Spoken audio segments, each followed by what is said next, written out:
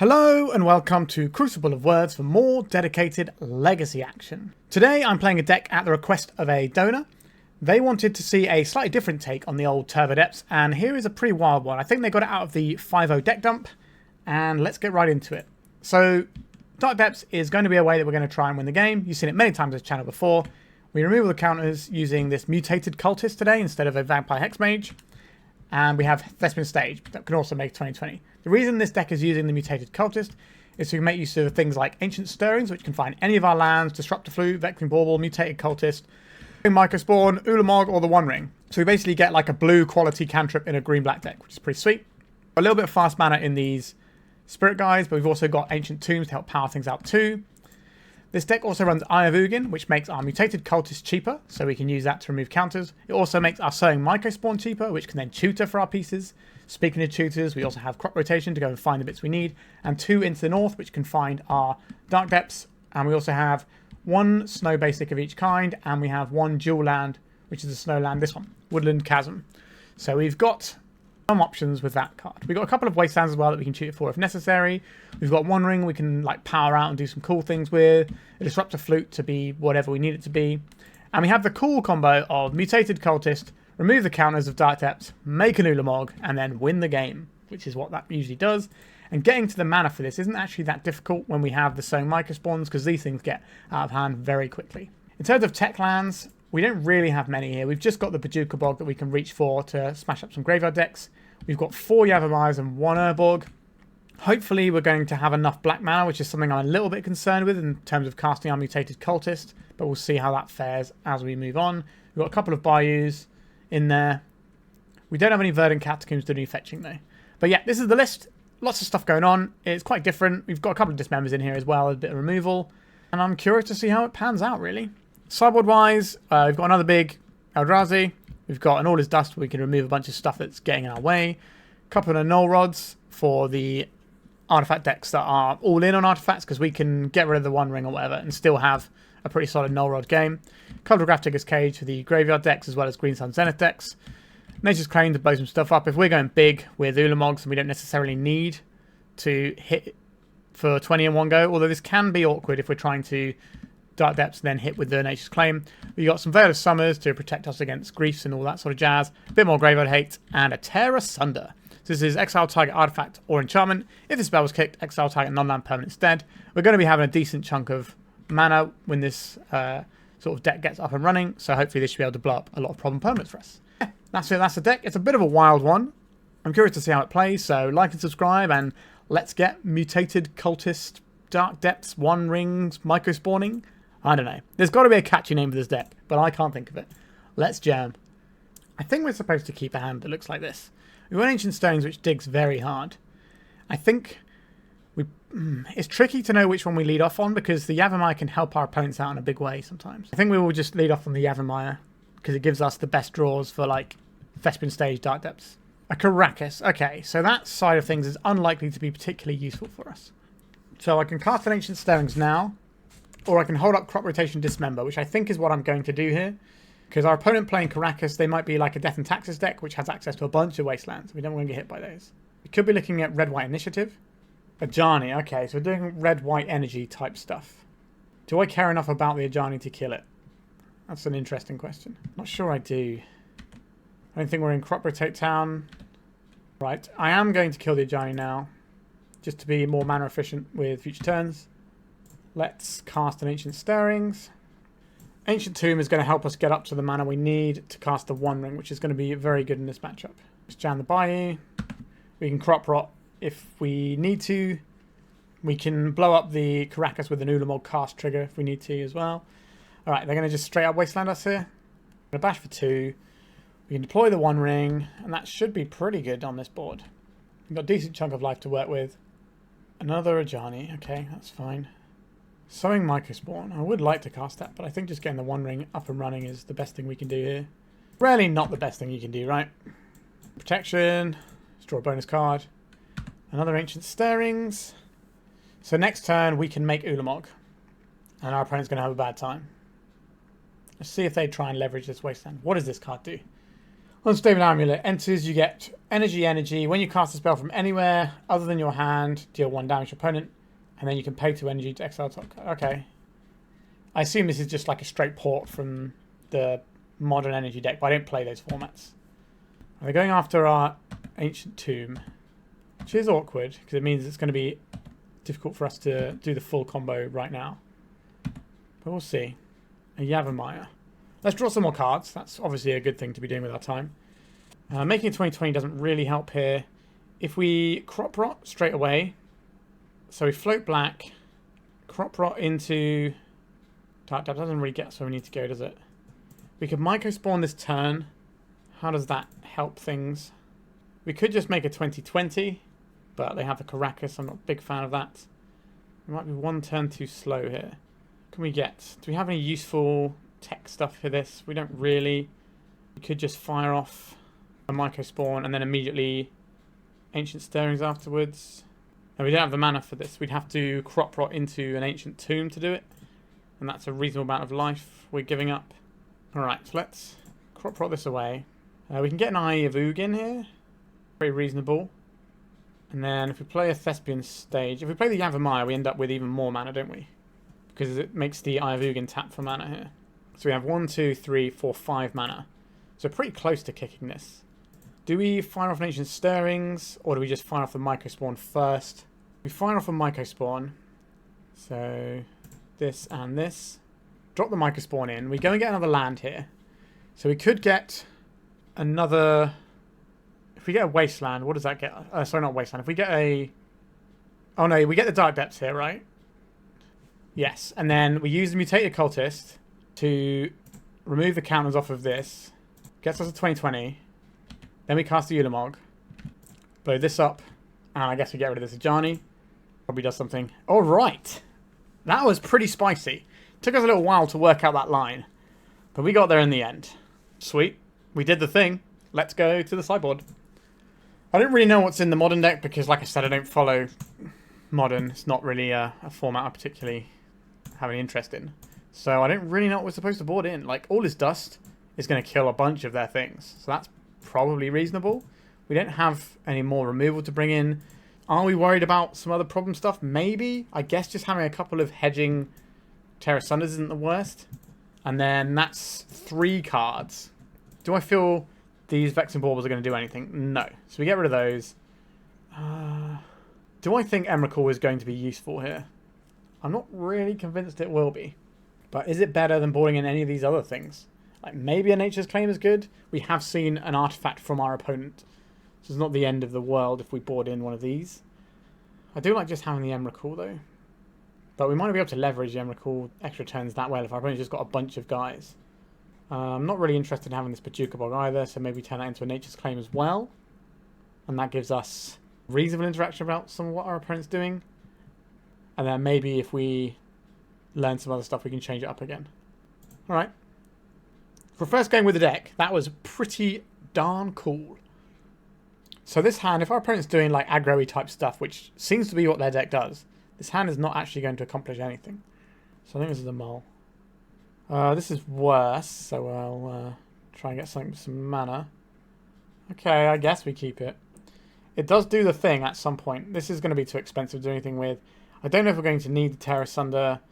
I think the One Ring is just a stronger card. So a 2020 against a white opponent might not do anything. Important to note. Yavimaya. This allows us to just go like turn 3 with this without having to use our Spirit Guide. I think I'll play out the Wasteland here. It's the card we care about least. No other play from our opponent there. Very curious. A crop rotation. That does incentivize me to play the Yavimaya out rather than burn our Elvish Spirit Guide. So I think I will do that. Next turn we can just play the One Ring. And that should be pretty good to do our whole thing with. We're going to see something at end of turn here. Failure. So that blinks stuff. Blinks non-land permanents. Right. So presumably they're going to play a non-land permanent here and then blink it. So like an Ajani and then get an unstable amulet. Get them some energy. They're going to blink it, get some more energy. Got a Guide of Souls underneath it. It's kind of a weird play to me because that means they just don't get the what you call it, the card they exiled with this. If they'd have just taken the energy and taken the energy again, then they could have 4 energy. Galvanic Discharge, that's Lightning Bolt, but not to players. So we play the Thespian stage here.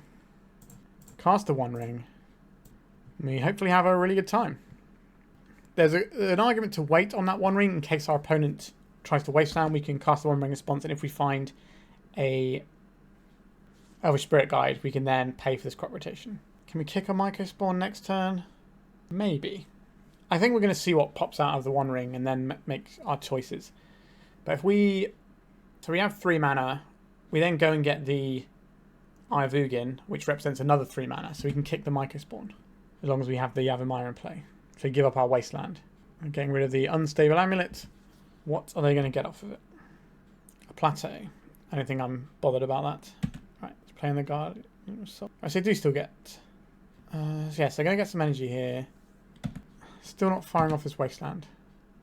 Let's have a look. Some more Yavimaya. That's not great, is it? We can make a 20-20, but do I think that's actively good against what our opponent's putting down? Not wholly convinced that's the case. But what else are we doing? I'm trying to think what cards our opponent's deck would play. Like, if they plow us, we gain 20 life. That's not really the end of the world. So, this is 1, 2, 3, 4, 5. So we need to go... Is it better just to make a Dark Depths here? I don't think it is. Like, Failure blinks it out of play, right? So that doesn't feel amazing to me. If we play 1 mana here, colourless off of this, colourless off of this. We crop rotate. I guess we get rid of... It's probably the Thespian stage here. So I wouldn't mind constricting our opponent's mana. So we get the Eye of Ugin. We haven't played a land yet, have we? Play this out. Cast with Kicker. And we just pay 1 for this. I think we're going to attack our opponent's white mana here. Seems to be where their threats are coming from. Do I just want to set my opponent back further? I think so. Let's get rid of this Plateau. Containment Priest.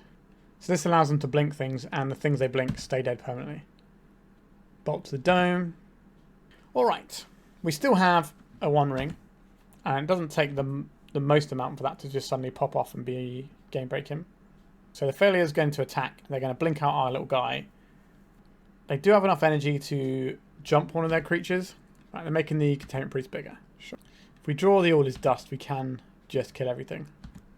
Oh, they blinked their Containment Priest. Whoops. I don't think they meant to do that. Certainly not how I would have marshaled my resources in that situation.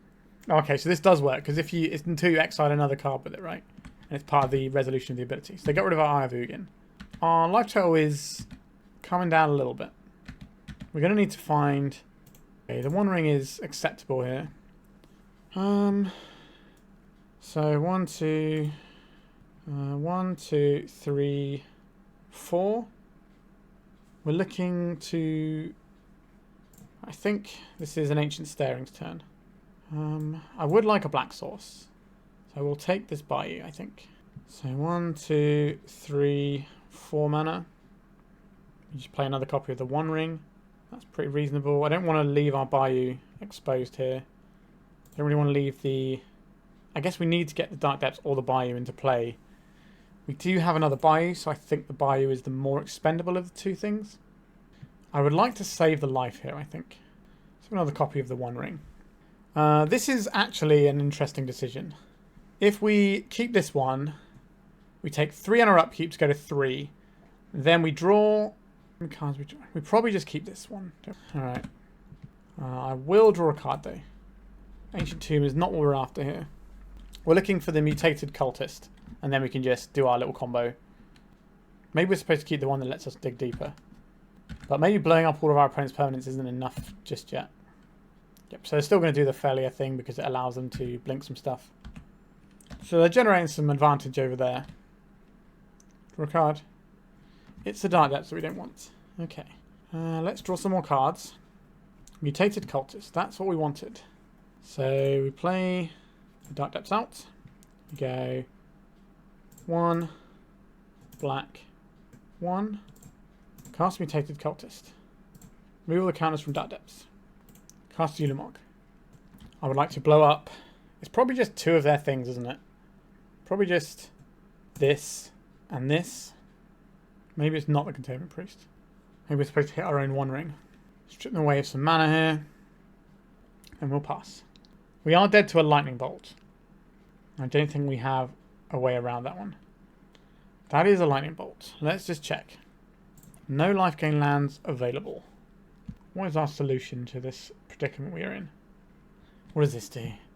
First strike. When under actions, you get 2 energy. Then if you cast from your hand, exile card from the top of your library until you exile a non-land card, you may cast that card by paying an amount of energy equal to the mana value rather than its mana cost. Okay, so it's kind of like weird Cascade, I guess. And these newfangled modern cards. What's going on? They revealed a Disruptor Flute.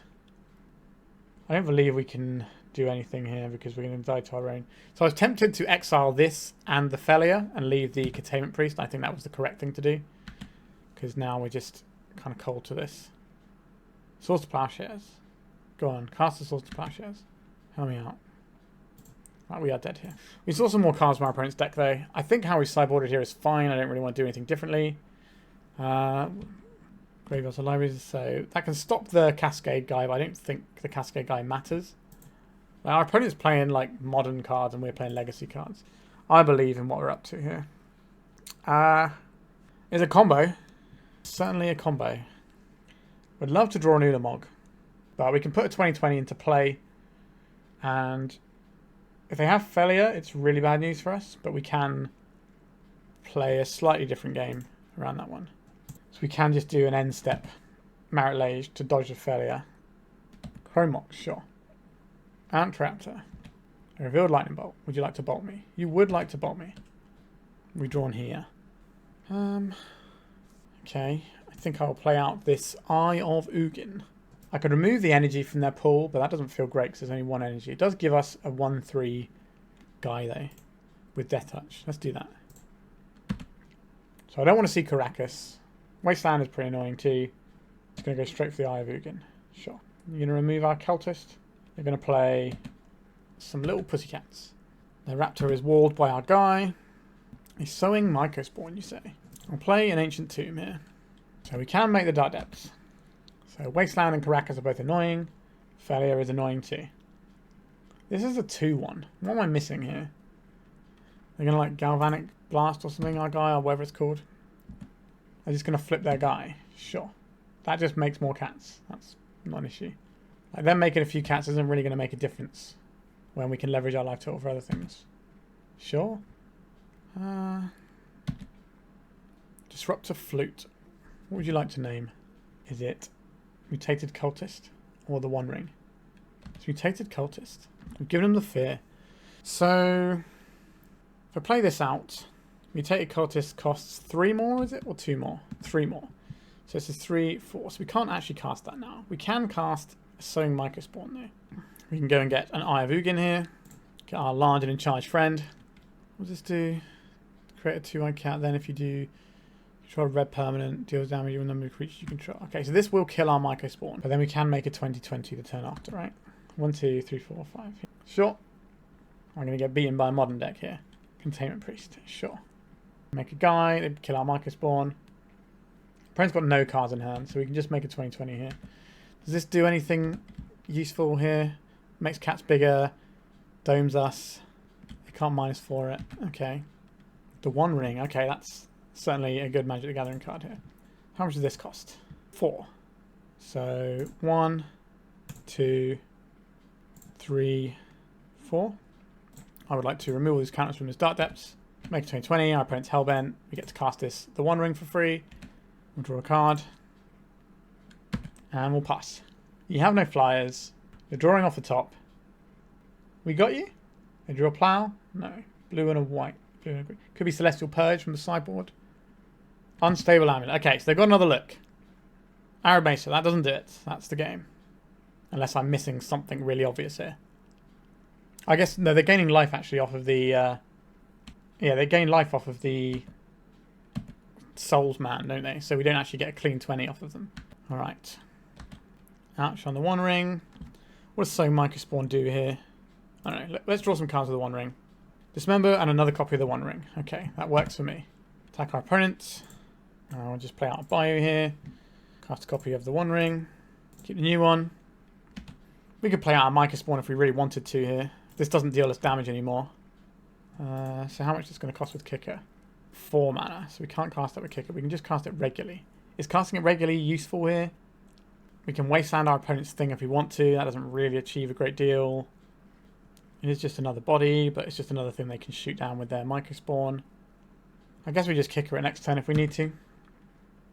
A Wasteland. That does not get them out of here. They've got 1 card in hand. This time our Merit Lage will definitely do enough damage. Sure, you make a cat. Gain life. They can only give a flying. They can only give a creature flying. They chose to dome themselves. They can only give an attacking creature flyer. So what they could have done last turn if they had the energy, I don't think they did. They just drew with the amulet and stuff. But they might have been able to give a creature flying on the attack. But then we just gobble it up with the Merit Lage is the problem, isn't it? Yep. All right. As far as I'm concerned, Legacy cards better than Modern cards. That's how I feel about this one. Let's go to round 2. I don't think this is a hand we're allowed to keep. So I'm going to send that one back. This is a very similar looking hand, isn't it? No mana producing land, so I guess we're throwing this one back too. Am I going lower? What does this hand realistically do? Any green source is great. We could get a... So we've got to throw 2 of these back. So we'd probably get rid of Ulamog and maybe the Sowing Mycospawn. But that hand looks pretty bad. I think we can do better on 4. Alright, this looks better. What cards go back is a tricky one, but I think it's probably this one. We probably want to keep the Vexing Bauble because, you know, it does something. We get rid of the Bayou. And then we basically have to choose, I think, here between whether we want the One Ring or we want the Vexing Bauble. The Vexing Bauble interacts with our opponent. The One Ring is the way to recoup a mulligan. We could just keep the Bauble and the One Ring, but the Mutated Cultist gives us such a strong play if we can draw it. So I think I'm just going to get rid of the Bauble and rely on the power of the One Ring. This is where we get scammed and we just lose the game. I think if our opponent evokes a grief, I'm just going to scoop here. Because I don't think we come back from that realistically. And I'd rather save the information of what we're playing. Flooded Strand could still be a black deck. In fact, I think the majority of Flooded Strand decks at the moment probably are black decks. But we're not. We're in blue and white. And it's a Ponder. Alright. We might get to play a game. Crop rotation. It's not the best. Guess I'll play on Urborg here. I am living in fear of Wasteland a little bit. But we can't do anything about that. We could play the Eye of Ugin out now. But I don't think that helps. Alright, so we're looking at an Esper deck. This could be the Esper deck I played the other day. With the cats and silly stuff like that. Okay, I think we play out the Ancient Tomb here. Is that right? Is the Ancient Tomb better than the Eye of Ugin? Right, I think we play out the Ancient Tomb. This means next turn we can attempt to put the One Ring on the stack. Now, is our opponent going to have answers for it? Probably. We're going to see Frog here. It's Frog. No, Cephalid Illusionist. Okay. Urshuka. Okay, so our opponent has won this game. So they're going to keep targeting this Cephalid Illusionist. Every time they do, it's going to mill. We're going to see their graveyard, learn about their deck. Sorry, we're going to see their deck as it goes into their graveyard, and we're going to learn about what our opponent's playing. Now, we can use F6 these turns. I'm just going to let them go through the business so we can see if they're some kind of Nadu build or not. It looks like straight up blue-white. Obviously, they're splashing black just so they can cast the Cabal Therapy. Stoneforge, as a Saga. There's another Narcomoeba. So yes, they mill themselves and then they Dredge Return, target Thassa's Oracle when there's no cards left in their library and win the game. I think I've seen enough. Our opponent's about to target us with the Cabal Therapy there. Okay, so Graveyard Hate good. I don't really like the Veil of Summers here. Tear Asunders are fine, as are the Nature's Claims. I don't really like the Nature's Claims that much because our opponent can bust us up pretty bad given one turn, and that's quite often what Nature's Claim will give them. Emrakul, though, we might be able to mill our opponent's deck and just make them lose. So that's another thing I'm interested in. So I think these things look good. Disruptor Flute is fine. Vexing Bauble, very good against our opponent's deck. Bojuka Bog, good against our opponent's deck. Dismember is fine. Are we swapping an Ulamog for an Emrakul? They're both pretty good. And usually we'll be able to combo. We definitely want the One Rings. This deck is quite tricky to sideboard with, and we want to board in more than just a couple of cards here. Like, if the Vexing Bauble is good, then it becomes very difficult to work out what we're supposed to play here. Vexing Bauble is a bit of a nombo with Mutated Cultist as well, which is another thing to consider. Like, crop rotations against the blue deck can be a little bit squiffy. Disruptor Flute can be a tricky one as well. We can just play it in response to when they play the thing and just name the thing they're about to go off with. Yeah, this is a tough call. We want the Wastelands because our opponent plays Urza's Saga. Like, cantripping for our Grafdigger's Cages feels like a very nice way to be playing this game. So Mycospawns are arguably the best card in the deck. Maybe we're trimming on a Dark Depths, a Thespian stage here. And we can probably trim a couple of Cultists. And just win with, you know, middle of the roady type stuff. And we can shoot it for things when we need to. We got some Graveyard Hate. So this hand isn't spectacular. But we have 2 pieces of interaction against our opponent's combo deck, which should usually be able to go underneath us. So the fact that we can actually put up a fight with this hand and also deal with the Urza Saga, which is one of the scariest things, I will forgive it not having access to green mana. As a general rule, the breakfast decks take a little while to beat you if you take out their combo. Alright, let's play Grafdigger's Cage. I've got a Force of Will pitching a Step Through, which means we're now on Disruptor Flute as our interaction. I milled off a Surgical. An Elvish Spirit Guide. Okay, so we have Bojuka Bog available as well. I don't think we're going to wasteland this when we can wasteland Urza Sagas. If our opponent plays a Stoneforge, we can blank the Stoneforge with the Disruptor Flute. Before this learns how to make mana, I'm going to wasteland it. I'd like to find some more lands. That is not a land. Okay, so we have Disruptor Flute or Crop Rotation, but we can't do both now. The hand might have been a bit sketchy, but... Cephalid Illusionist. Sure. Disruptor Flute, that's not the one. So we can pay around days if we use our Spirit Guide to make this Crop Rotation happen, but we can't pay around days if we use a Disruptor Flute. So we need to be careful about how we approach this one. Stoneforge Mystic. This is going to go and get a Shuko. No, Cauldron Complete. Interesting. If we can find a land, we can smash out a Disruptor Flute here. We did not find a land. We could Ancient Stirrings, though. And that is quite likely to hit a land. So the Vexing Bauble stops some of what our opponent's up to. But it does come at a reasonable cost for us. This stops the combo, then we take a hit from the Cauldron. But how do we beat the Cauldron? Realistically, how are we beating the Cauldron? I think the answer is we don't. So we should probably try and beat the thing that's on the board in front of us. Don't like it, but I think this is the correct play. So we play this one out. We cast the Disruptor Flute now to try and stop Stoneforge Mystic. If our opponent has the Shuko or whatever, then we just lose to that. But we bricked our land a little bit more than I would have liked in our pretty heavy land. We did cut a land, but one of those lands was a land that didn't produce mana, so... Are we not dead? Or are they just second main phasing it? Oh, we're not dead. Okay, we get to play the game of Magic the Gathering. That's exciting. How much does this cost at the moment? 10. Alright. We're a little ways off of that one. So we can play this Ancient Tomb. We can deploy the Sowing Mycospawn. I think we want to get a green land for the purposes of our crop rotation here. Which means we're probably just getting the Yavimaya because that has the highest upside for us. We could just go and get the Dark Depths and try and work towards the combo. Or we could hold open the crop rotation, then we can also work towards the combo anyway with the crop rotation. This means that we're just not cold to our opponent drawing the combo. This should blunt a decent chunk of their damage as well. We're getting ploughed. Alright. The plough effectively gets rid of their combat for one turn anyway. A Brainstorm. Now that's quite likely to find something good, isn't it? So if we're on the crop rotate line to get around their combo... It's going to mean... Okay, so this is going to find Shuko in a few turns off the Saga. But if we try and... Alright, they've got Shuko now. And they're playing an Archimever. Understood. And they're doing this. So we have to make them go... We have to force them to go pretty deep. And then try and... Alright, they've got a Cabal Therapy here. So that's annoying. We can stop them from winning the game this turn by removing that Thassa's Oracle. Provided our spell resolves. Which is not a given. Which of these goes? Is it the 2-mana thing? I'd rather just keep the 2 mana, I think. Right. Does this resolve or do we lose the game? Resolves. We get to take out their graveyard. Don't have any cards in hand, so it's very likely to resolve. I'm not sure what shenanigans they have for 0 mana. But now they can't win because the Thassa's Oracle was in exile. Because of the order they came off the top. They're going to continue to mill here so that they can... They might have a second Oracle. It's unlikely, but it's possible. But they're probably going to mill until they get to just some more Narcomoebas. Alright, they're just coming in for 3. So we can shut off the Urza Saga. How much is our little Emrakul at the moment? 9 mana. We don't have 9 mana, do we? So we cast Into the North. That seems fine. We'll go and get the Dark Depths this time around. Cast this Disruptor Flute without paying life. This will name Urza's Saga. So they can't make constructs. So they're just going to be beating us down with these little guys.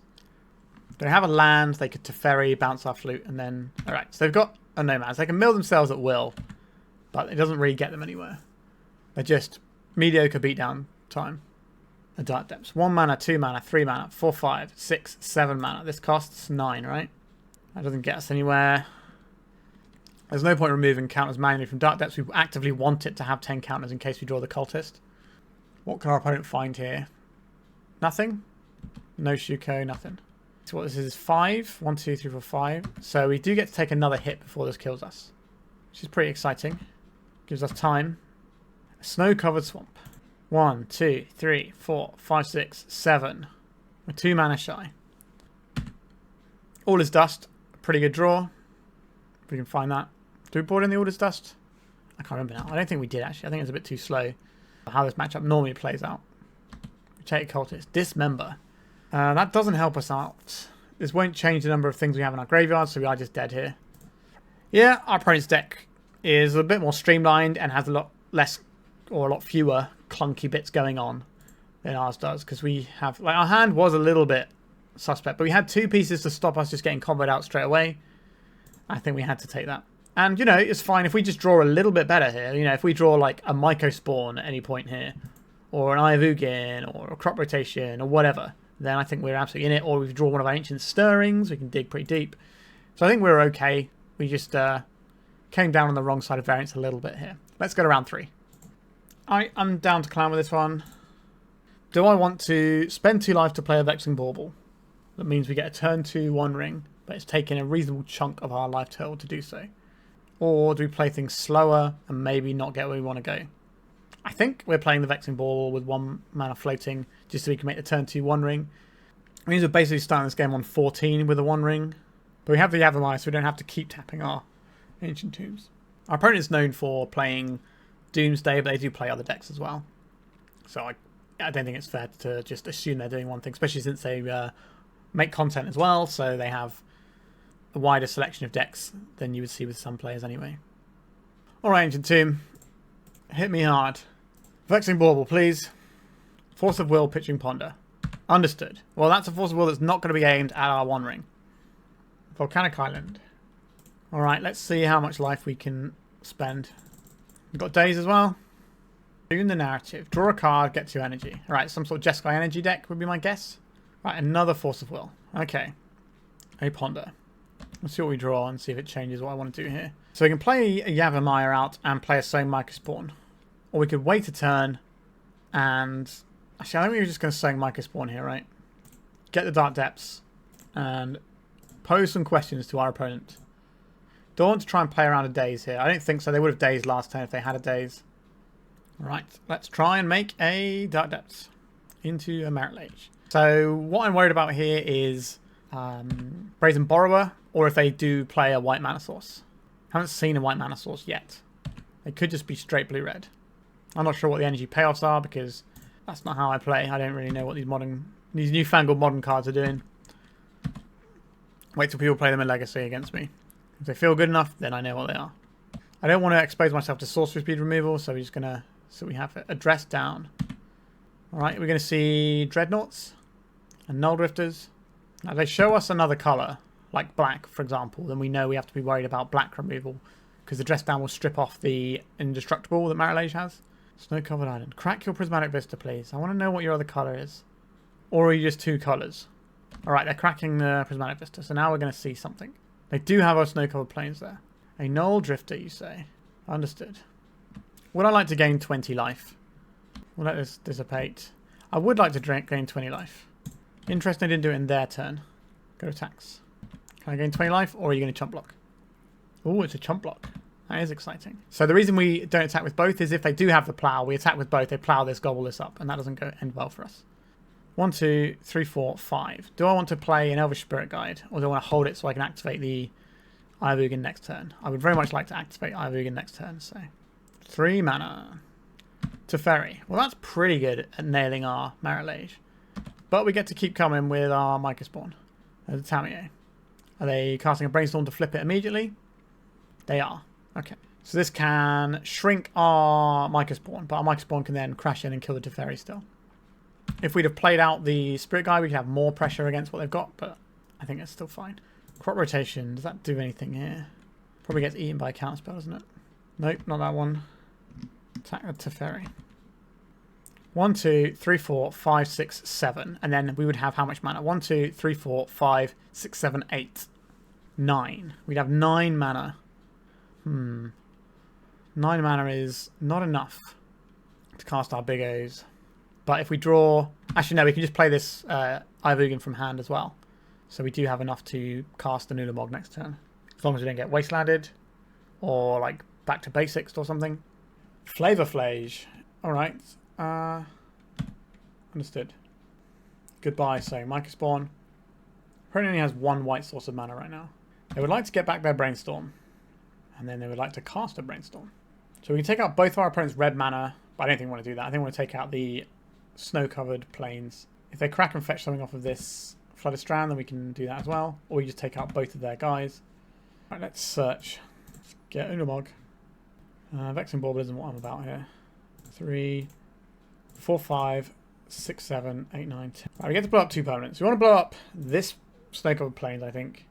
Do they have a plow in there? They don't. So we're blowing up the plains.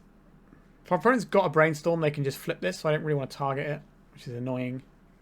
Guess we target the Tamiyo. I got blown out a lot by people brainstorming and flipping their Tamiyo in response to removal the other day.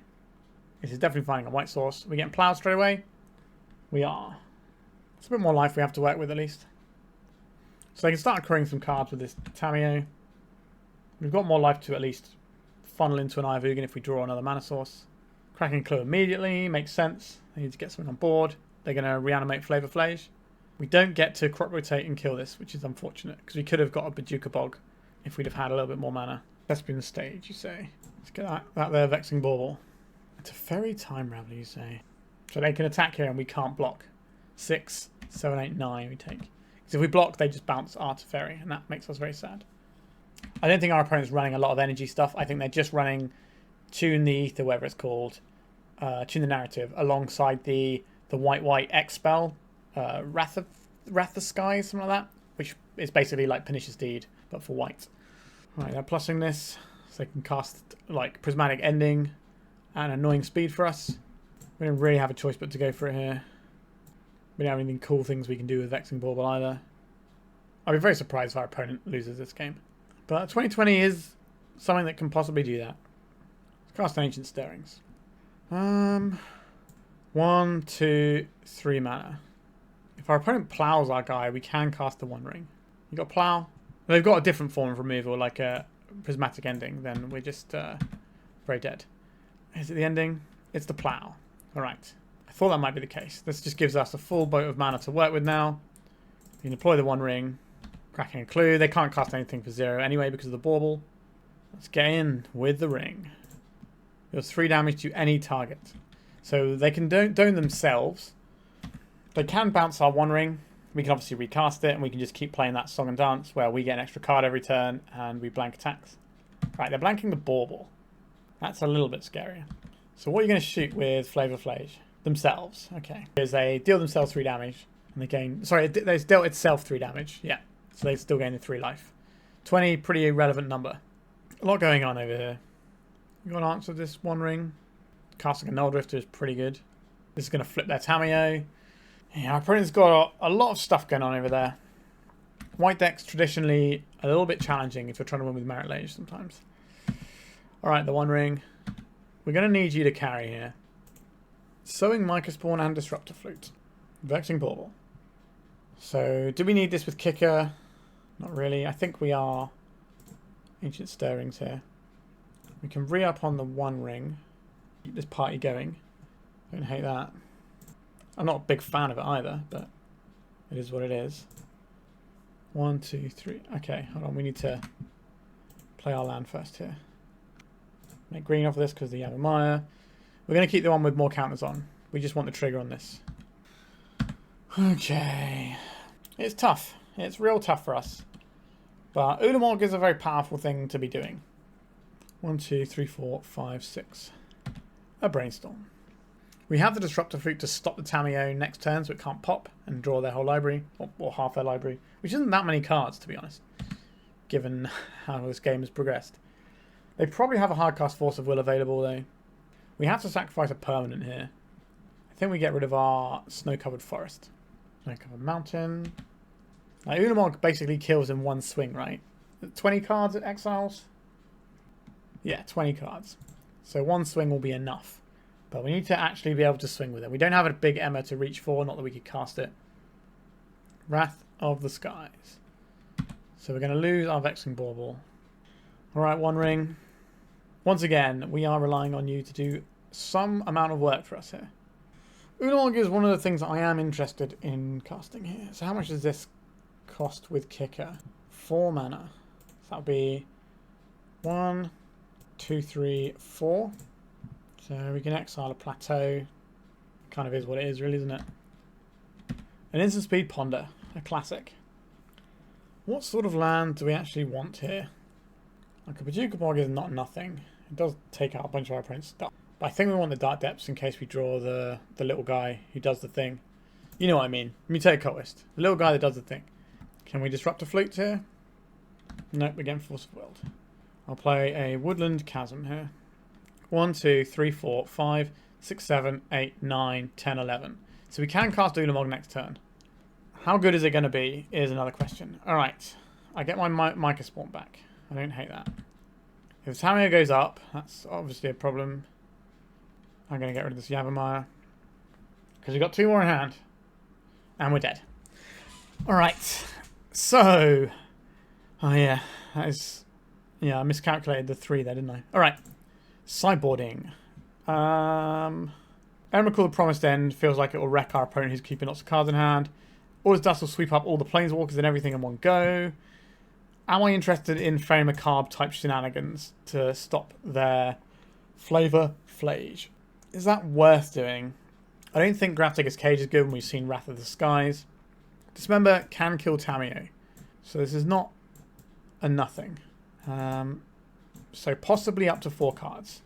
We definitely want all of our big endgame stuff. Do we want Tear Asunders as nice removal spells? I think that's probably better. It's expensive, but it's fine at the end of the day. How much do I like crop rotations against our opponent who is playing lots of counter magic? Well, that is an interesting one. I like the Disruptor Flutes. Maybe it is the crop rots that go here. Kind of makes us a lot less reliable at doing our thing. But any counter magic on a crop rot is absolutely devastating for us.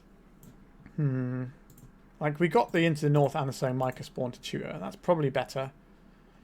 The Mutated Cultist can just answer our opponent's Planeswalkers as well, uncounterably. Yeah. I'm going to say sign me up for this one. Potential turn 3 Marit Lage. And we can do a whole bunch of other stuff along the way, depending on how we feel off of this Ancient Stirrings. Like, this finds us the Dark Depths, and we can do turn 3 Marit Lage, which isn't necessarily good enough against our opponent's deck.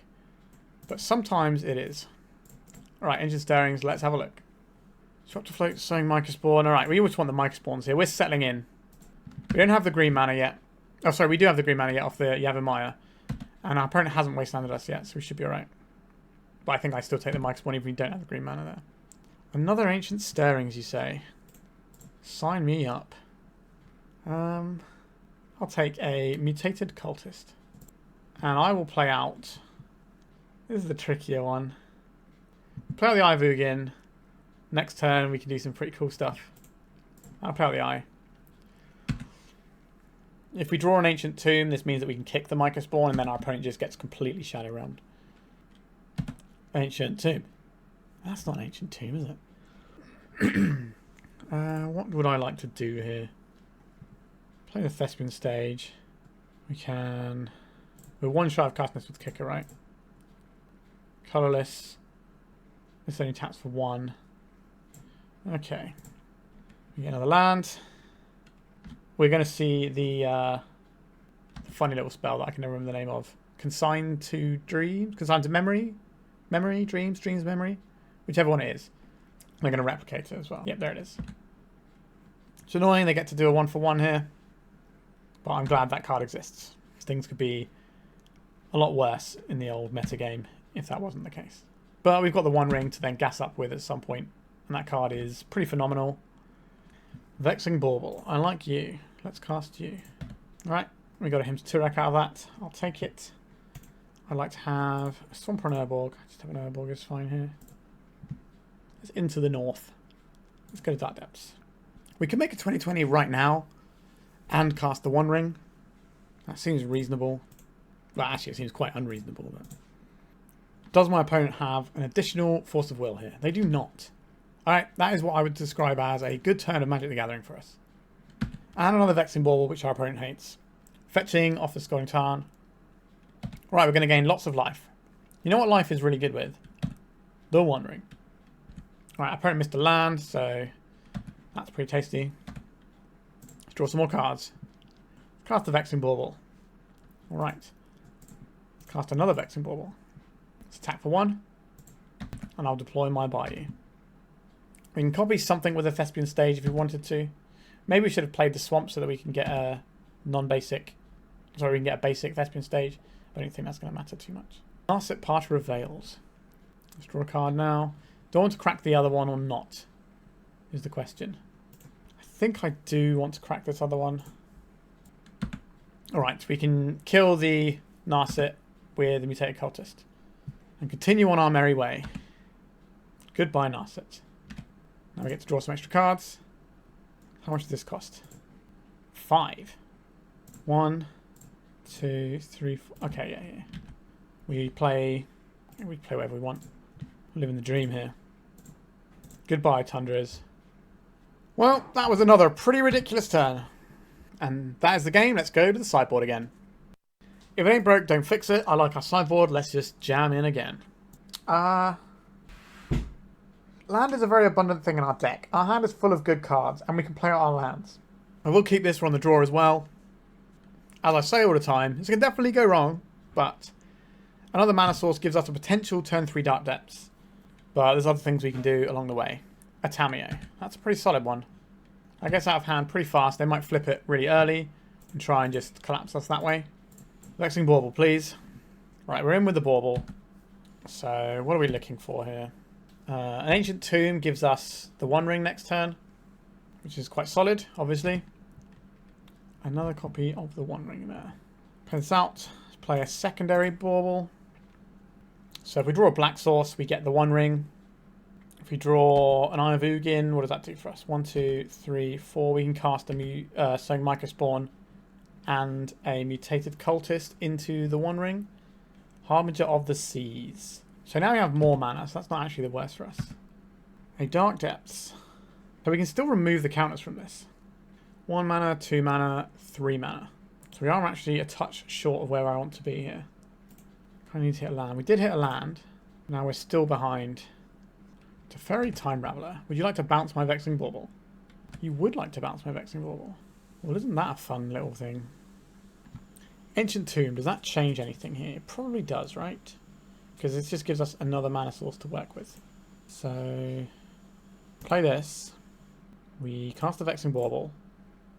Force of Will, pitching and dress down. Sure. Let's cast Sowing Mycospawn. Are they going to counter the tutor? Okay. That was annoying, because I was going to go get a black source and then make the One Ring this turn as well. But attacking is less good for our opponent, but I imagine they have removal somewhere because we haven't made them use it yet. Alright, no removal. They're just coming in with a Tamiyo. They can crack both these clues and flip the Tamiyo. That looks like our opponent's choice. Yep, they're just going to race towards the ultimate. Need to find a black source, really. We do have Dismembers in our deck as well. We can just cast the One Ring here. Wasteland, not a black source. The old One Ring versus Tamiyo. I have to keep an eye on where our opponent's blue mana is being spent. Because if the blue mana's up, we don't want to get caught by the Replicate You spell that blows up, that will stop our Ulamog trigger. Right, they're returning that spell that I just said. But they're tapping out of blue mana. So the way layers work means that everything is still an island. Because Dress Down and Mega to the Moon effects work in a really weird way about layers. The different type changes of layers happen at different places. But our opponent's got lots of blue mana for... Actually, they got loads of blue mana. I don't know what I'm talking about. It's Harbinger of the Seas, not Magus of the Moon. They got loads of blue mana. Null Drifter. Okay. Not a fan of that one. So they've got the Replicate counterspell up. Understood. We do still have the One Ring ticking though. That's a very real thing for our opponent to deal with. It's not what we wanted, obviously. We can give ourselves protection using the One Ring, but I don't think that's going to get us anywhere. 1, 2, 3, 4, 5, 6 mana. So we can't cast the Ulamog yet. So there's no point attacking with this. Can't cast any of our other spells. I guess we passed. Them having that Replicate spell on that one turn for the Mycospawn is basically the whole game, I think. Tune the narrative. That's basically just so that you can sometimes go above the curve with your Wrath of the Skies. Yep, tuning the narrative. They might surprise us and have some sort of energy spell, I don't know, but I doubt it. Ponder. 2 blue mana left. They're never going to tap out of that Replicate spell. And they probably have a removal spell as well. And they just don't want to waste it on our Sowing Mycospawn here. What am I going to sacrifice? It's probably... that's kind of a tough call, actually. It's the Wasteland. It's a touch awkward. So it means we're further away from being able to cast our big boys. But that's just going to be the nature of things from this point onwards anyway. Another Mutated Cultist. Great. We have a green source. If we can find a green creature that we want to actually cast. Okay, I'm going to try and cast this copy of the One Ring. What is this worth to your opponent? I'm going to keep the one with lots of counters on. We've already got an Eye of Ugin in play, so I think that means we play out the Bayou here. We've got One Ring of Protection, so we want to attack the Teferi here. So we can mitigate the bounce effect. Alright, I will take 3 life. It means we have to sacrifice a permanent in a minute, but again, that's fine. We can sacrifice a Yavimaya, we've got more Yavimayas. What are we discarding here is the question. I think we discarded a copy of Dark Depths. Right, Tamiyo is creeping ever upwards. It's -8 to pop it, -7. A Vexing Bauble into Dismember would be pretty good here. But if our opponent just holds up Hardcast Force of Will mana, things become a little bit troublesome for us. We might be able to bait counter magic out with the One Ring though. And then Mutated Cultist and kind of pop off. I believe this is getting counterspelled. That is just a Hardcast Force. Sure, bit of a miserable experience for us over here. I think our opponent's probably generally favoured with the way their deck is constructed anyway. Like, they're not cold to Marit Lage. And the Consign to Dreams is really good against us, just generally speaking. Null Drifter. I don't believe our opponent has a Stifle. They're just playing this as a card draw effect. They might have like 1 or 2 Stifles in their deck. Yeah, they just want a Divination. Just keeping the gas flowing. Snow-covered swamp, you say? Get rid of the Tamiyo here. You gonna counterspell that? There's some replication going on over there. Okay. If our opponent's got Flavor Flage, they can dome us. Okay, they've drawn a bunch of cards. We just took a little bit too long to draw a swamp this game, I think. Our opponent just happened to have the right things at the right time there. Right, that's a Flavor Flage for the game. Alright, yeah, a bit of a tough matchup. I think we run it close. It's kind of the matchup where if one thing kind of slips through for us, our opponent's just completely dead. But they just nothing ever slipped through at any point in this entire game. So, it was a lot. Alright, let's go to round 4. Alright, what does our hand do here? 1, 2, 3, 4. We can play a One Ring. We've got a little bit of interaction of stuff here. We have a lot of good draws, so I will keep this. I'm going to play out Wasteland here. That's the least relevant one to our overall game plan. So I don't mind if our opponent tries to Wasteland our Wasteland. Scalding Tarn, being cracked. A Tamiyo, sure. A Disruptor Flute. I am down to clown with Disruptor Flutes. If our opponent flips their Tamiyo, we can Disruptor Flute the backside, which is called Seasoned Scholar. And if they want to spend some counter magic on our Disruptor Flute, that's not the worst either. They did shuffle off the Ponder. They do have a land. They've got another cantrip for us. They do not. Let's cast this Disruptor Flute. I'm not expecting this to resolve or do a particularly high amount of anything, but we'll see. We've got 2. I don't mind floating one out here and seeing what response it gets. Days. Sure. Be my guest. Ancient Stones. Would love to have the mana to cast that. So we can play out the Dark Depths here. And I think that's better because it means if we draw the Thespian stage, we can at least put a 20/20 into play. I'd ideally like our opponent to flip this Tamiyo and then let us just squeeze this Disruptor Flute in. Because if we Disruptor Flute, they just won't ever flip their Tamiyo. Do I want to Disruptor Flute now or not? We can name something like Force of Will and try and just stick our One Ring. Just 2 islands over there. Alright, let's name a Force of Will. Mutated Cultist. Well, well, well. If it isn't all of my dreams come true. We're getting stifled. We are getting stifled. My dreams, they did not come true. So we've got 2 mana now to work with, which does not cast a One Ring. Our opponent might be... I did see a mono blue Tamiyo deck recently. This is going to flip their Tamiyo. So we've got a Tamiyo.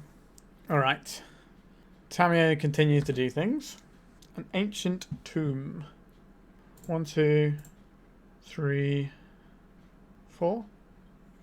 This gives us more mana to play something if we draw something spicy. Alright, we are in with the One Ring. An Orcish Bowmasters, you say? Cultist wasn't attacking this turn anyway. Because it gets minus from the Tamiyo. But they can't really put their Orc triggers anywhere else anyway. Alright, maybe we'll find some green mana one of these days. We are basically a 3-colour deck. We are green, colourless and black. So there is definitely a bit of push and pull about how our deck functions. Right, that is a Tamiyo. Popping up. We need to find an answer to it.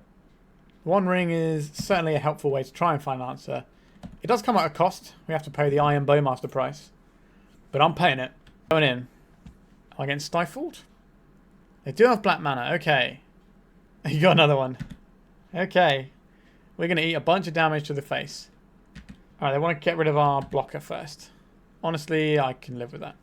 We found a green source. So now what are we doing with our green source?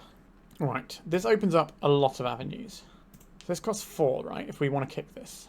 That'll be green. 1, 2, 3, 4. Alright, let's exile. Are we exiling their island? We exile their island. We can always Wasteland the Underground Sea. We get a Thespian stage here. We already have one in hand, but having one in play doesn't hurt. We get a Wasteland. We already have a Wasteland though. I think it's just a stage. We have 1 mana floating, which is really annoying. Alright, let's Ancient Stirrings, because I tapped too many things there. I don't mind another Sowing Mycospawn here. 1, 2, 3, 4. So we can just cast another Mycospawn. Straight up. And what do we want to get here? Is it another Wasteland? Or is it another Ancient Tomb? I don't think it's an Ancient Tomb. Is it a basic? I don't think our opponent's going to be playing basic hate. Is it free to get a basic at this point though? Probably is. Right, we'll let our opponent's mana burn off. I'll cast an Ancient Stirrings here. Ulamog the Ceaseless Hunger, you say? That guy is ceaseless with his hunger. Just take out one of their mana sources. Alright, opponent. How do you like my Ulamog? You got a Stifle over there? That would be annoying. Upping the Tamiyo. Be jabbing with a 7/7. Yep, I would. We will chump block this. Our life total is pretty precious at this point. I don't like this 1 blue mana our opponent has over there. It leaves me feeling rather wary. Mutated Cultist though. That I am down with. Let's do the thing. Maybe we're supposed to hit the Tamiyo there. That's probably the smarter play, isn't it?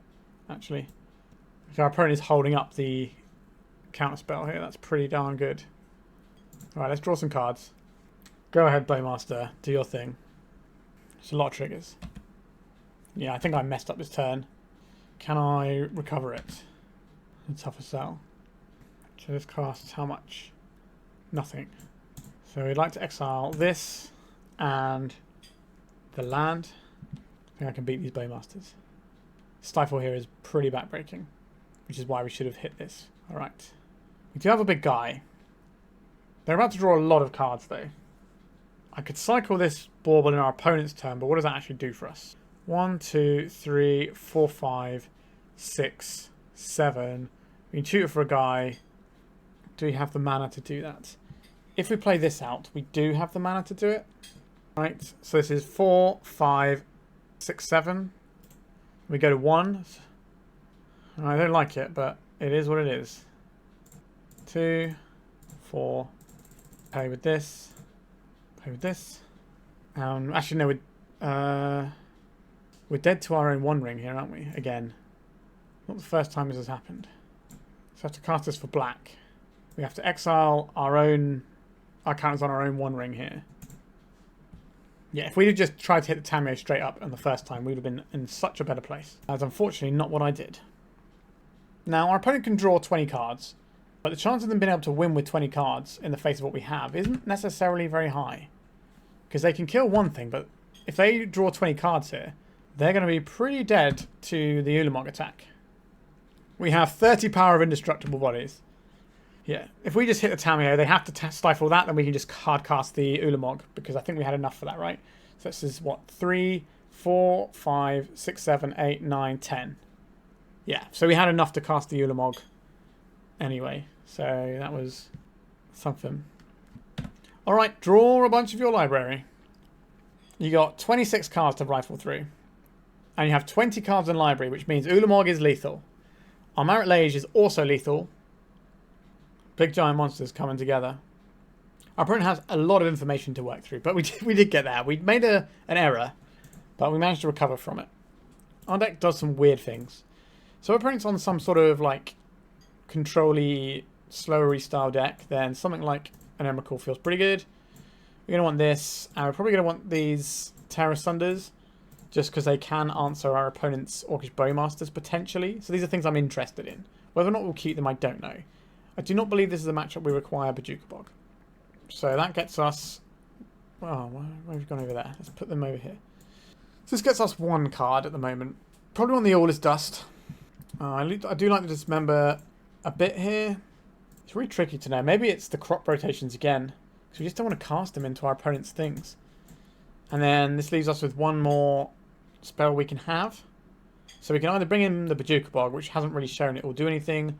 We have the Veil of Summer, which we can use as another way of forcing through a clutch spell, which I don't hate. So I'll bring that in and go for this. I will keep this. I love me some green mana. Alright, Ancient Stirrings. Help me out. Do I just want more mana? I think I just want this swamp, as sad as that is. I think things go awry for us if we don't have access to casting our spells. So Wasteland us. They haven't shown us Wastelands yet, but I wouldn't be surprised to see them. We do have to worry about Harbinger of the Tides as well. Harbinger of the Seas, sorry, which makes the Mutated Cultist all the more important to have. Psychic Frog, sure. Might well be the best creature ever printed, to be honest. That's how I feel about that one these days. I would like to cast an Ancient Stirrings. I think I will play out a Snow-Covered Swamp. Does our opponent want to daze this? No, they do not. I would like a copy of the One Ring in my hand, please.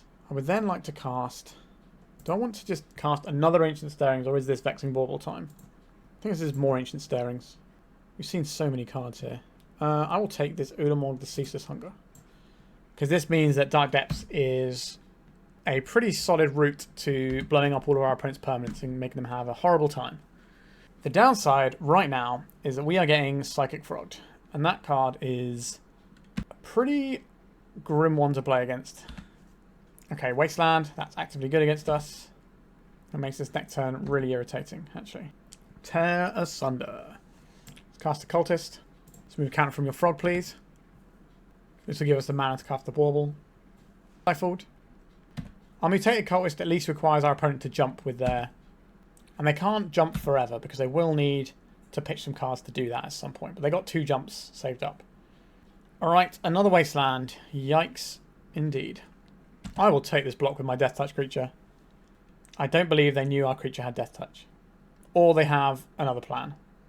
There was no pause there afterwards like, oh, what have I done? It was like, okay. There was a reason behind that, I think. Quite what the reason is, I'm not sure. I guess I just have to get rid of it at some point.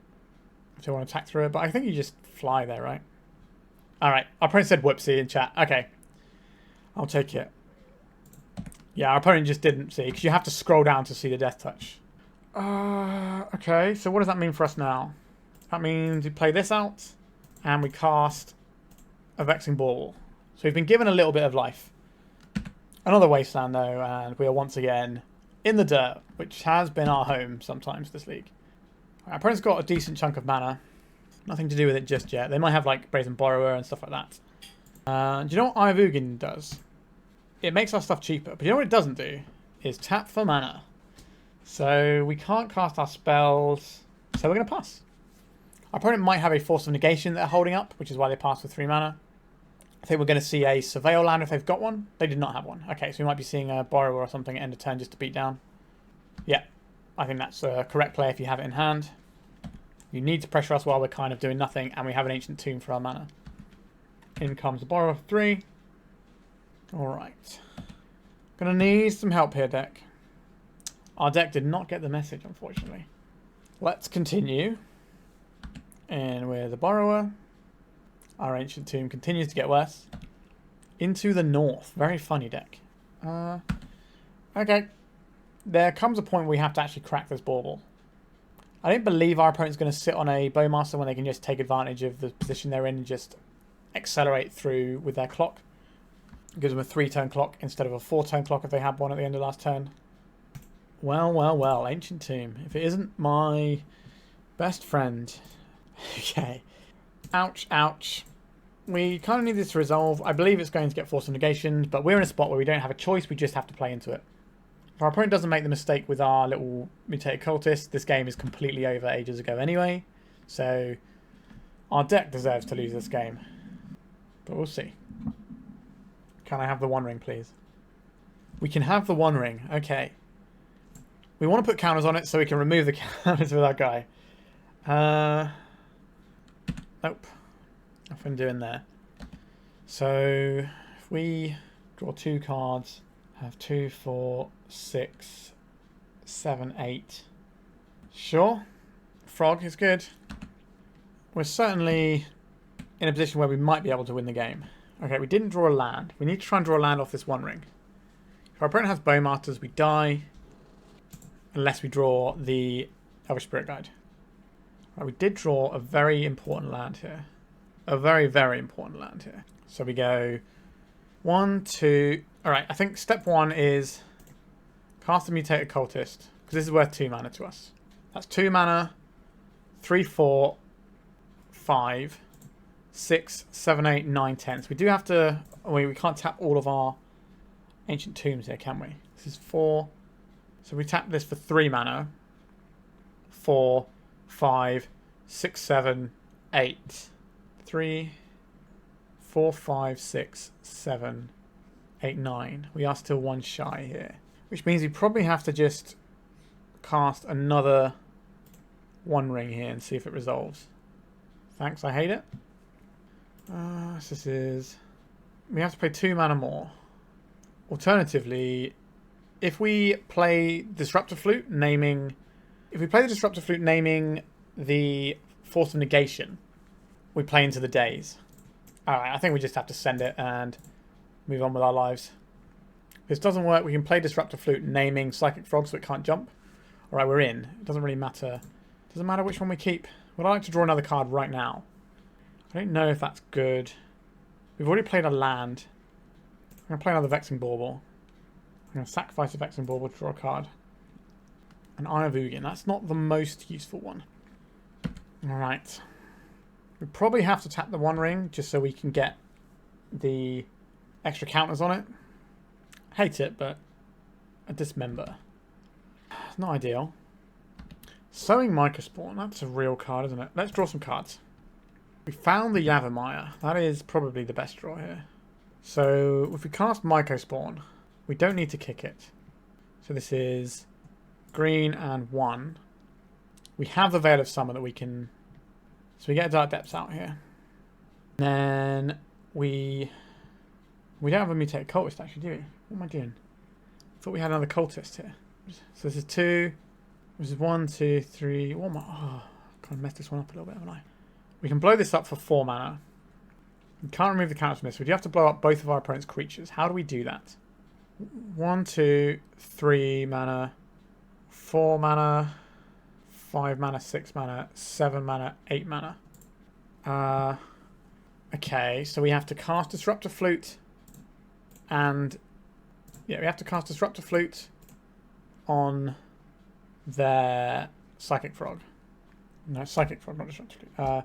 Psychic Frog. And then we have to cast this Dismember. Black. Black. Black. Why did I think I had a Mutated Cultist in hand? Just a Force of Will? It is a Force of Will. We don't have the ability to cast this Veil of Summer. So now we die to the Brazen Borrower in the air. That was awkward. We've got one more game to play with 7 minutes, so let's just jam right in. These games are a lot grindier than I thought they would be. Lots of draws make this good. If it's going to be grindy, it's going to be grindy. I don't want to spend too much time thinking about mulligan decisions. We have reliable green mana, so the Harbinger of the Seas doesn't beat us. We've got Disruptor Flute to deal with like an early Tamiyo, or potentially a Psychic Frog, but it can't jump and can't grow. There's a Tamiyo. Understood. Lots of good draws in our deck. It's not particularly one of them. I can live with it. Not a Wasteland. Alright, I'll take that. Wouldn't mind our opponent trying to flip this Tamiyo. A Thespian's Stage. I could play this Sowing Mycospawn out, but if we wait a turn, we can probably do better. Because we can have the Veil of Summer up. An Orcish Bowmasters. Gonna try and ping me here. Do I want to Veil of Summer this? I think I will just take the free card here and reduce their clock. Like, our end game is way better than our opponent's. So doing things that help us get to that end game feels quite important. Oh, they want Force of Will or Veil of Summer. Sure. A brainstorm, you say. This is mandatory, by the way. We will pay with the days. Okay, so what is the backside of this called? Tamiyo something or other. Tamiyo Scholar? Seasoned Scholar? I hope that's the right name. I'm pretty sure it is. It is, okay. Because we'll flip their Tamiyo and it won't be able to do anything. We do this before the brainstorm resolves, so they don't have the ability to react by finding the right cards. Are you going to play a Psychic Frog? I think they're going to play a Psychic Frog. It's a frog. Eye of Ugin. Well, well, well. That's certainly a Magic the Gathering card, isn't it? So this can be cast with a kicker now, right? So colourless, green, green, green. Alright, let's take out this island. We could get a Dark Depths here. We could get a mana source of some description. So we get a Wasteland here, and then we can cast the other Mycospawn, and we can Wasteland again. Or we could get the Dark Depths. I think I just want the Dark Depths here. Alright, we've got some beefcakes, and we've got the biggest beefcake of them all, of our love and cherished Marit Lage. Jump in the frog. If we draw a land, we have options for making Dark Depths and the One Ring in the same turn cycle. A Vexing Bauble. Does that help me out very much here? Not big into it. Force of Will, pitching Consigned to Memory. I think I would rather get this One Ring flowing. We should... This is... Alright, I'm just drawing a card. I'm going to say maybe we're supposed to Wasteland first. We don't care if this gets bigger right now. They're stifling the activated ability of the One Ring. Okay. We don't have protection. But that stifle would have delayed us a turn with the Thespian Stage anyway. Right, you can draw your extra card with your clue. We got 4... We got nearly 5 minutes. Alright, a Wasteland. They can fire that off right now. And they've chosen to do exactly that, sure. Because if they wait till we untap, we can Wasteland their Wasteland and force the action. Yep, frog is jumping. As frogs love to do. This card is just so much. So much to deal with. I very much will be taking a bonus card here. You can ping me. That's not what this game is about right now. It might end up being about that, but it's not what it's about right now. That's the main thing. Right, One Ring, you burn me down a little bit. A Vexing Bauble. Right, I want some cards. I'm card hungry over here. Emrakul the Promised End. Interesting. Going straight to the face here. How much does this cost? 1, 2, 3, 4, 5, 6. We can't put an artifact in the graveyard. Maybe we put a creature in the graveyard. And it'll cost 1 less. It'll be 1, 2, 3, 4, 5, 6, 7. So we're still 1 shy of that. Right, so we play this out. So we play out the Vexing Bauble here. We're in a bit of a bind, because if we attack with one of these to try and get it in the graveyard, then to lower our costs, that doesn't always work. Because our opponent removes one of our creatures and then we're in a horrible spot. Psychic Frog getting large. Right in the red zone it goes. They're just trying to put this one away. Alright. Jump in, they're bashing for 3. We can double block here, which actively helps what we were trying to accomplish. We're getting blown out. I don't really want to bounce one of these, but Alright. So now we get to cast the Emrakul, the Promised End. A Dark Depths. I will take the Dark Depths here. Which is this 7 mana. 1, 2, 3, 4, 5, 6, 7. You got Consigned to Dreams? I hope not. Brazen Borrower targeting the One Ring. Okay. This feels like our opponent using up their spells here. We do need to be quick about the rest of this turn though. This guy casts the Psychic Frog. Not attacking here because we're going to kill both our opponent's creatures. I've never done this before. They've drawn a Brainstorm. Alright, I will cast this Brainstorm and try and stack our opponent's deck in a negative fashion. Don't really like any of these cards, so we will cast this Ponder. Probably shuffle these away. Play this. Crack this. Fail to find. Go attacks. This attacks and this attacks. I go to blocks. You eat both of these creatures. And then we're done here. So our opponent plays this Brazen Borrower. Unless they have something else. A Murktide Regent, sure. That has to chump block the Emrakul here. Oh, it doesn't have to chump block the Emrakul, does it? And we make a Thespian Stage into a Dark Depths. I'm playing a little bit quick, fast and loose here. Due to the time constraints that we have right now. Yeah, we're supposed to have played the One Ring on that turn just to have the bubble of protection. That was a massive punt, but I'm just trying to play quickly here. And I didn't do the maths properly. Our opponent's saying GG's. I'm still not 100% sure which way round the GG's is. Alright, we did get the match. That was an absolute slog. We've got one more round to go. And we're currently at 2-2. So let's see if we can put a positive record on the board. I will very much sign myself up to keep this hand. We can play an Eye of Ugin. If we draw a Yavimaya, we can just start Sowing Mycospawn early on, and that becomes a lot for our opponent to deal with. It's a Pussycat. Eye of Ugin. We've got 2, so if they wasteland the first one, it's not the end of the world. But if they play Guide of, what's it called, and then also wasteland us, they can start putting on some reasonable pressure. Alright, that's the first part of that equation. A Tamiyo. Yeah, that's pretty good. Doesn't impact our life total, but it does give our opponent more resources to work with. Alright, our hand does a thing. If they have another wasteland, then we probably lose this one. Alright, we're getting bashed for 2 and a clue. 2 and a clue. Guide of Souls. That's going to pop off a fair bit, I would say. But not draw the Yavimaya here. So we're in an awkward position here. I think we are playing out... This is 1-2 mana, 3-4 mana, 5 mana. But if we play out the Ancient Tomb and draw into a Yavimaya, we get to kick the Sowing Mycospawn. So I think that is the highest upside for us to play out. Even though it's going to cost us some life. Our opponent's on 1 land, so being able to blow up their land would be very nice. So this is going to get a little bit out of hand. They're going to get City's Blessing. 1, 2, 3, 4, 5, 6, 7, 8, 9. So they're going to be just shy of the City's Blessing. Unless they have a second main phase land or another play. Oh, wow. Okay, yeah. I'm still not convinced that these cards are actually particularly good. They're only good when they're in like massive multiples and your opponent's doing nothing and you've got the Guide of Souls and this.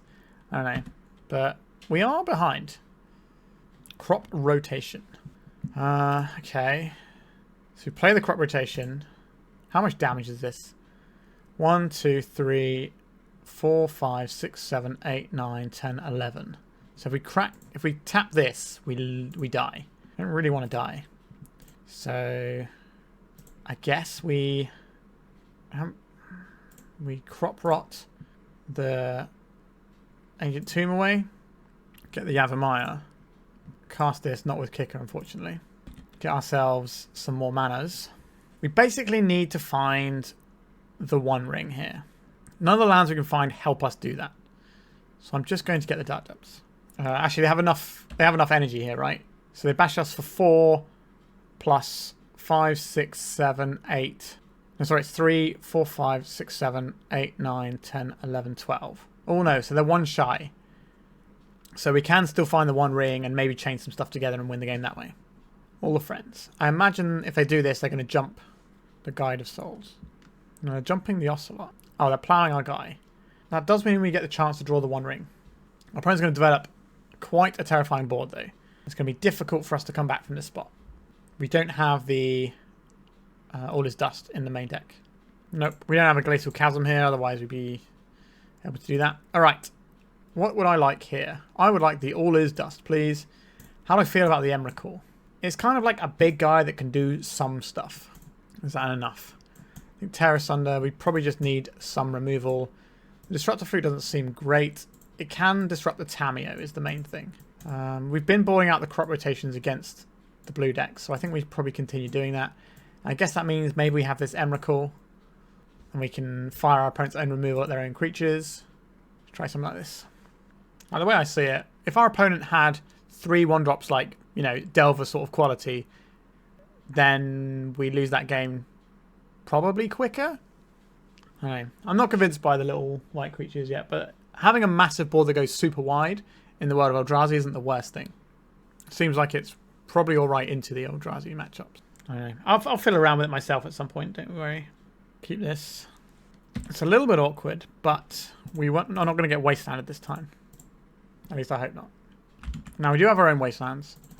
Alright, we've got our own Wastelands, but I would rather have to worry about losing all of our lands, because that's basically what actually beat us last time. Emrakul the Promised End. That's not the one, is it? If we play this, let me play this one in case we draw the Dark Depths. We at least have the option. I don't think I want to turn my Thespian stage into a Tundra here. Or a Volk. Saheeli Sun's Brilliance. Okay, we're going to have to read this one. Create a token that's a copy of another type creature or artifact you control, except as an artifact in addition to its other types. It gains haste, sacrifice, beginning the next turn step. So our opponent's actually trying to do more stuff with creatures in their deck, which I think is what the Guide of Souls Pussycat deck has to do. Otherwise, it just feels like you've got too many 1-mana, 1-power creatures in your deck. It's a synergy deck. You need to build more for the synergy. Sowing Mycospawn. Well, well, well. If it isn't our continued lack of green mana, how much does this cost? 7, 6, 5. So we're pretty close to casting it. So maybe this hand is one we're supposed to throw back because it doesn't have green mana. But it has our emergency button that's very good in this matchup. It had a way of not getting wastelanded. We have a decent amount of green mana to draw in our deck. Or maybe we're going to get punished for this keep. I guess we could have mulliganed because the Tear Asunder isn't... We don't really need 2 of those. Does our opponent copying their Guide of Souls? No. They're playing another Guide of Souls. And an Ocelot Pride. I think we're going to lose this game. Yeah, jump in the guy. Clearly a very good board for us to jam all his dust onto, though. Ancient Stirrings. Oh, I really shouldn't have kept this hand. My deck's just sat there doing nothing. And it is my fault, really. I think we could have mulliganed this one. The Tear Asunders weren't great. But we had so many good draws from this hand, though. Like, any green source is incredible. If we draw the Dark Depths, we can present the kill. Any land and a 1-ring is good. We don't get wastelanded this hand. I don't know. Like, I was 50-50 on keeping it. And I think I would still be 50-50 on keeping it in the future. Like, there's so many ways this works out and we win the game. Or, like, you know, jam our opponent up enough that they can't do anything. But our opponent's just getting to sort of goldfish. But any deck with interaction could pick our opponent's deck apart quite easily, I think. But we don't have that. Alright, we're down to 1, so our Ancient Tomb is off. I haven't been doing the maths to work out what happens here. My Heart and Soul is not really in this game, I guess. Yep, they can do all this sort of stuff.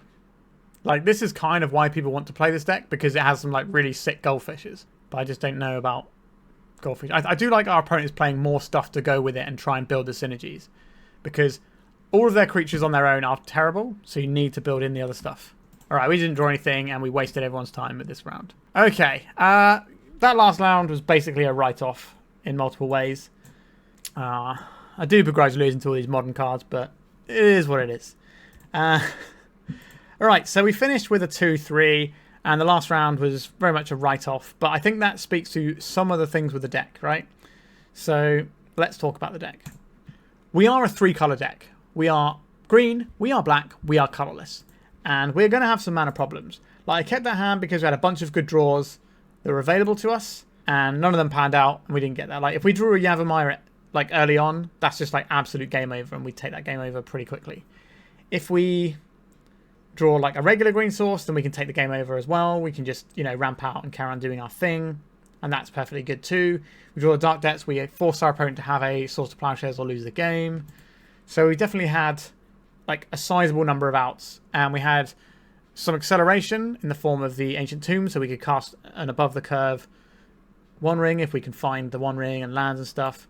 So I'm not opposed to, like I said, it's a 50-50 whether or not we keep that one. But this deck definitely has its problems. Like, the highs on this deck are really cool. Like, we do, like, a few turns we had where we, like, Mutated Cultist, strip all the counters off of our Dark Depths, cast an Ulamog, do some other stuff too. That was pretty wild.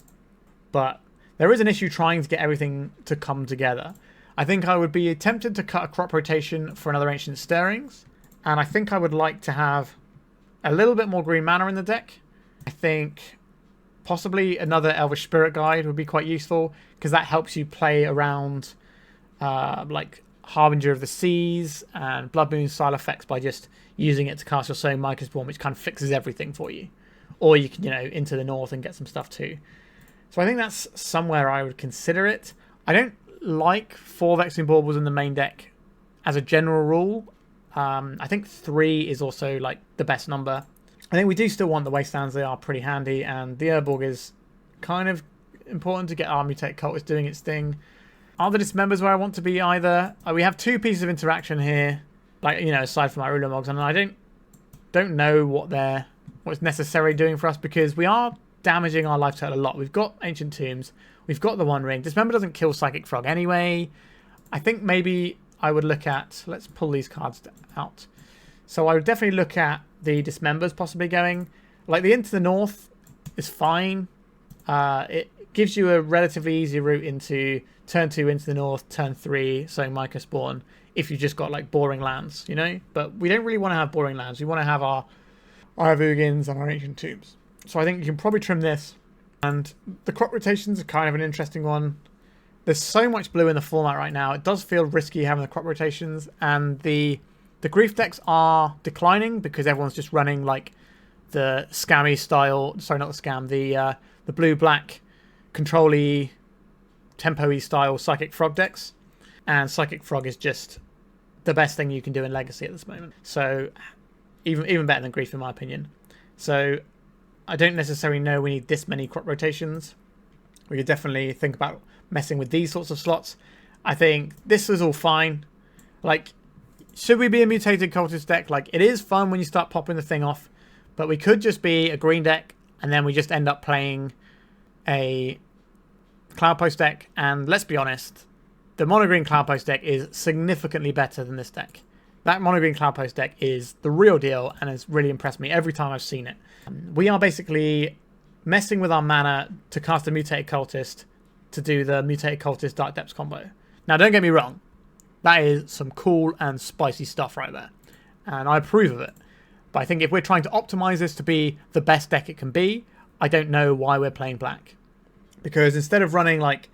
let's just pull these cards to one side for a second. So instead of running... I guess you probably still want the Bojuka Bog, potentially.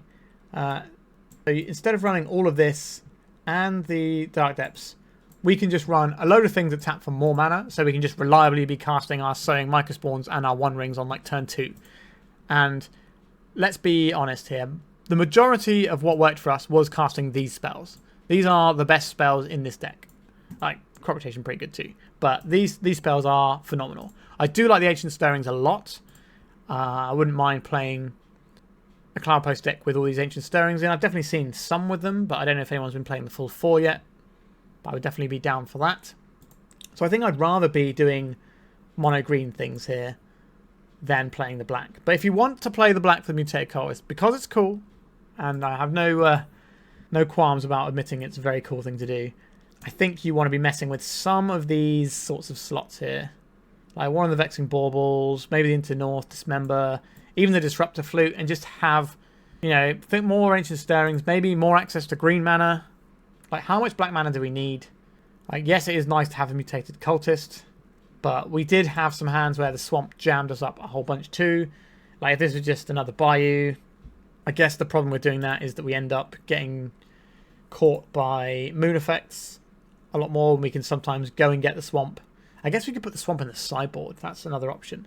And then you have the Swamp lines for Mutated Cultist, and you sort of get in. So I definitely think there's some work to be done to optimize this if you don't want to just play the Cloudpost deck.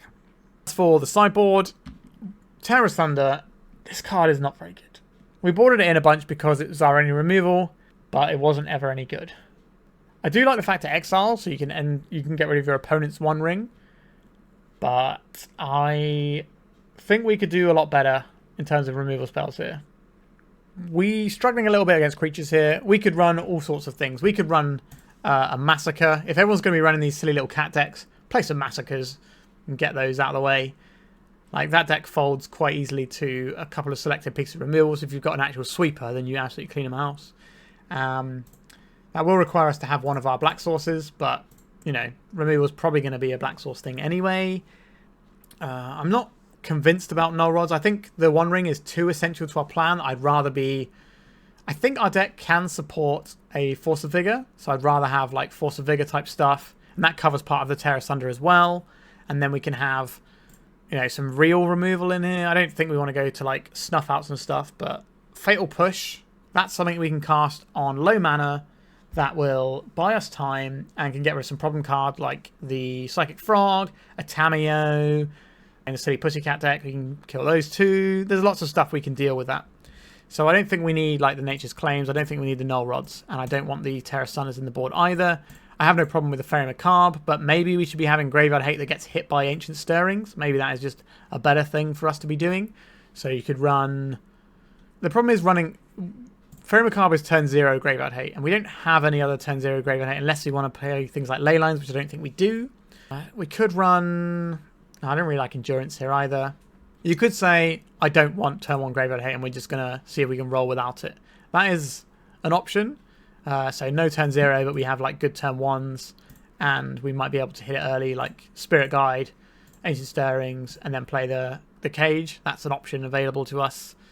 You could play Tormod's Crypts, because you can find them on turn 1 with an Ancient Stirrings and deploy them and just have them sat and play. So that's another thing you could do instead if you didn't want the Faerie Macabres.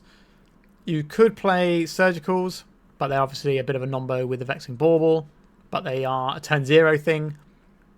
I'm not sure if we're realistically casting this Veil of Summer as much as I'd like either, because quite often we're tapping out for stuff.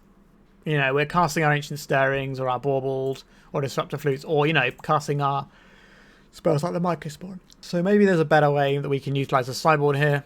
What that looks like, I'm not 100% sure, especially since we're trying to play a black deck when we should probably just be a mono green. Alright, I hope you enjoyed this one. This is quite a fun one from the donor. I was expecting these to be quite quick games, and it was a slog. And I'm quite knackered. And by the time I got to the last round with the Pussycats, I still am okay with keeping the hand that I kept. But I wouldn't fault someone for mulliganing it. I think we were trying to roll high into what our deck can do, because we had the answer to what our opponent deck does in the All Is Dust. I don't think we keep that hand if it doesn't have the All Is Dust. But maybe we shouldn't keep that hand anyway. I don't know. It's kind of 50-50 for me, I reckon. Alright, thank you so much for watching.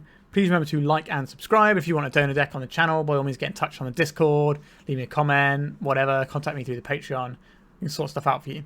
And remember to like and subscribe. Doesn't cost you anything, helps you out, sorry, helps me out in fact. And, well, it helps you out because you don't miss my content, right? And if you like my content, why not? I'm rambling now because it's been a long recording, so I will leave you now. Thanks for watching, and goodbye. If you'd like to support me in the channel, please check out my Patreon. It has a free guide to budget Turbodepts, as well as 3 tiers of support.